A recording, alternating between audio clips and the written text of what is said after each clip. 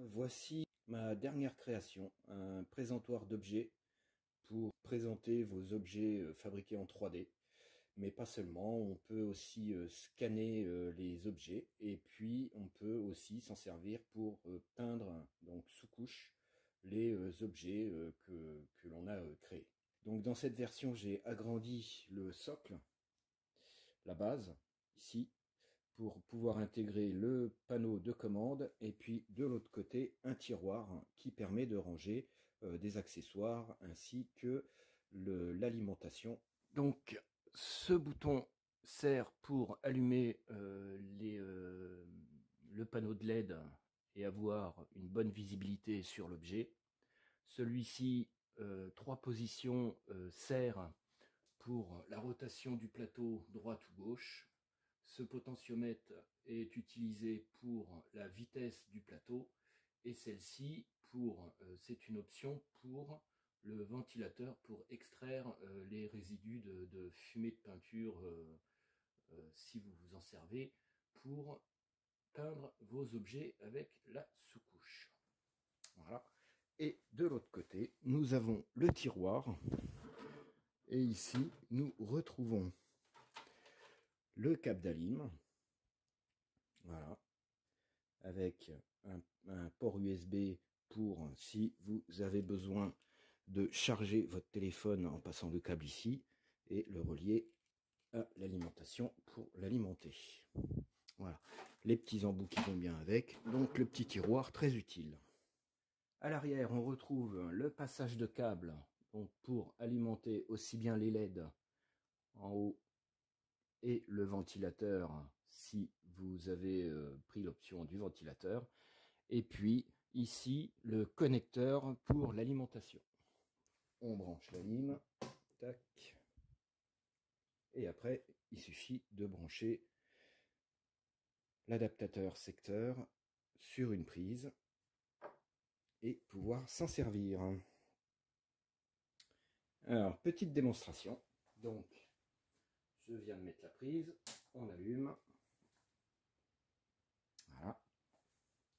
Ensuite, on fait tourner à droite.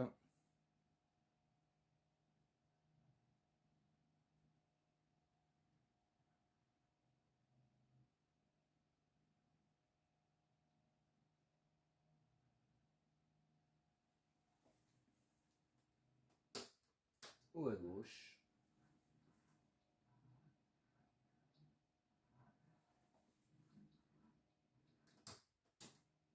On peut augmenter. Bon, j'ai mis un moteur un petit peu trop puissant, donc à la limite, un 10 tours minute suffit. Moi, j'ai mis un 90. Voilà, il suffit de régler.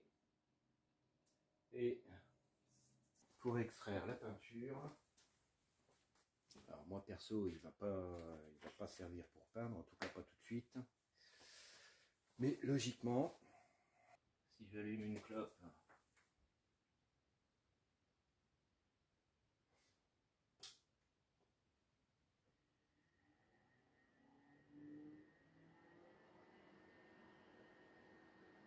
voilà, le ventilo est en route. Alors je sais pas si on se rend bien compte.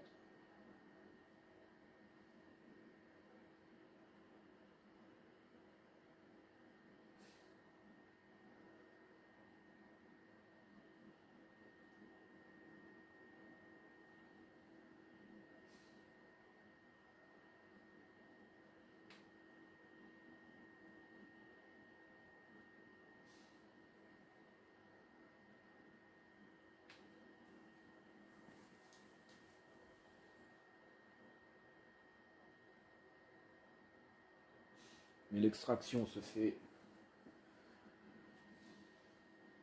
correctement. Et pour éviter que avec la peinture ressorte par au-dessus, on peut mettre un petit buvard au-dessus là pour empêcher que ça se disperse au-dessus. Donc on va couper le ventilo. Autre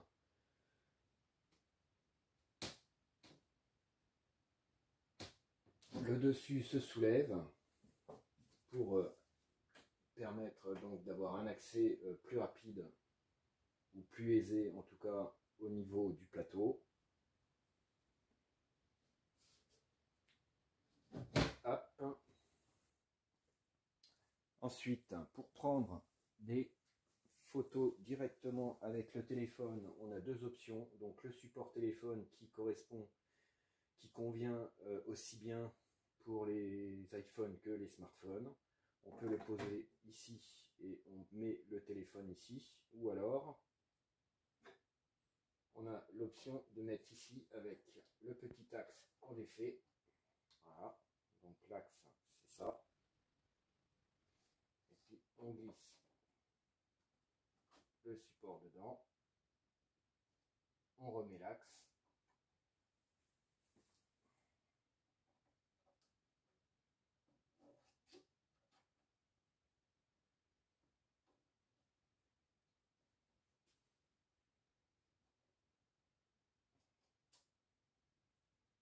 Alors, il faut trouver le trou.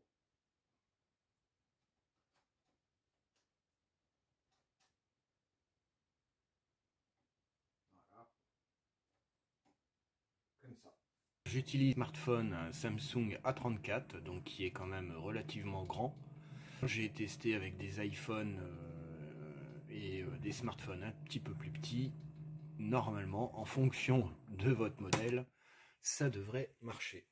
Le plan et ce qu'il faut pour la conception est disponible sur Cult 3D ou sur mon site avec un PDF qui reprend toute la fabrication et puis le mode d'emploi. Donc si vous êtes intéressé, allez voir sur mon site ou sur Cult 3D pour récupérer tous les fichiers STL disponibles pour la réalisation de ce présentoir d'objets, de scanner ou de peinture.